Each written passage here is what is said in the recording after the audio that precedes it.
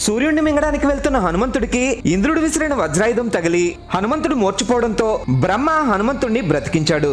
హనుమంతుడికి వరాలివ్వమని బ్రహ్మ దేవతలందరినీ ఆదేశించడంతో ఇంద్రుడు పద్మమాలికనిచ్చి వజ్రాయుధం కూడా హనుమంతుడిని ఏమీ చేయలేదని వరమిచ్చాడు.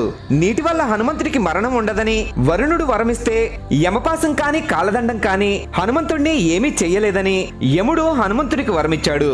కోరుకున్న రూపాన్ని ధరించే కామరూప విద్యని కుబేరుడు హనుమంతుడికి వరంగా ఇచ్చాడు. అగ్ని హనుమంతుడిని దహించలేదని అగ్నిదేవుడు వరమిస్తే సూర్యుడు తన తేజస్సులో 100వ వంతుని హనుమంతుడికిచ్చి సకల విద్యల్ని నేర్పిస్తానన్నాడు. బ్రహ్మాస్త్రం హనుమంతుడిని ఏమీ చేయలేదని బ్రహ్మ హనుమంతుడికి వరమిచ్చాడు. ఈశానుడు విశ్వకర్మ కూడా హనుమంతుడికి వరాలు ఇచ్చారు. అలా దేవతలందరి వరాల వల్ల మహాబలవంతుడైన హనుమంతుడు స్వాభావికంగా వానరుడు కాబట్టి హనుమంతుడు చేసే అల్లరికి కిష్కింద దద్దరిల్లిపోయేది. హనుమంతుడి భక్తులు ఇక్కడ కామెంట్ చేసి జై హనుమాన్ అని గట్టిగా చెప్పండి.